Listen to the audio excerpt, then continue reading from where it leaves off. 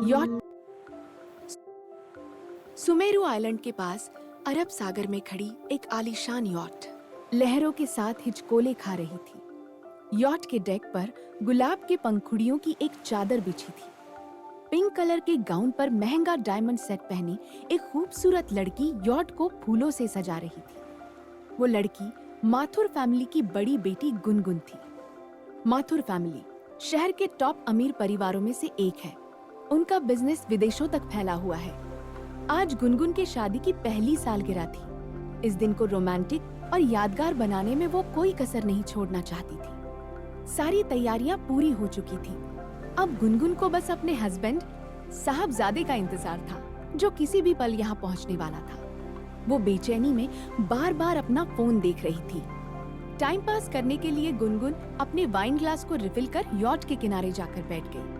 वो कभी डेक पर की गई सजावटों को देखती तो कभी दूर समंदर की ओर देखती, जिधर से उसका साहबजादा आने वाला था। बीच बीच में गुनगुन अपने फोन का कैमरा ऑन कर अपना मेकअप भी चेक कर लेती। तभी दूर से एक मोटर बोट को आते देख गुनगुन की धड़कनें बढ़ गई। खड़ी होकर उसने अपने कपड़े ठीक किए और साहबजादे का वेलकम करने के लिए तैयार हो गई। मोटर बोट जैसे जैसे करीब आ रहा था, गुनगुन की बेचैनी बढ़ती जा रही थी। लेकिन ये क्या? मोटर बोट पर साहबजादा नहीं, कोई और है। गुनगुन ने उसे पहचान लिया। वो उसकी छोटी बहन मुनमुन थी। गुनगुन का मूड खराब हो गया। ये यहाँ क्यों आई है?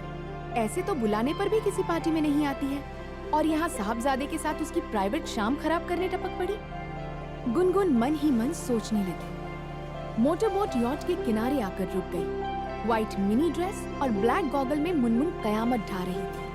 वैसे गुनगुन भी कम खूबसूरत नहीं थी, लेकिन अपने एटीट्यूड, अपने स्टाइल की वजह से मुनमुन गुनगुन से ज्यादा आकर्षक लग रही थी। हालांकि मुनमुन का ऐसे यहाँ आकर रंग में भंग डालना गुनगुन को अच्छा नहीं लगा, लेकिन अपने इमोशंस को दबाकर उसने मुनमुन को हाथ का सहारा देकर यॉट पर खींच लिया।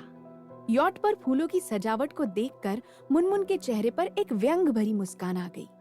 उधर गुनगुन शर्मिंदगी महसूस कर रही थी। गुनगुन को गहरी नजर से ऊपर से नीचे तक देखने के बाद मुनमुन उसे कॉम्प्लीमेंट देते हुए बोली, अच्छी लग रही हो। गुनगुन ने उसके तारीफ में छुपे तंज को महसूस कर लिया, लेकिन फिर भी उसने मुनमुन को थैंक्स कहा।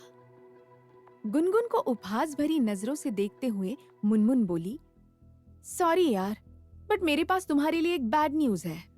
जिसके लिए तुम बीच समंदर में फूलों की सेज सजाकर सज धज कर बैठी हो, वो यहाँ नहीं आने वाला। गुनगुन को उसकी बात पर विश्वास नहीं हुआ। क्या बोल रही हो तुम?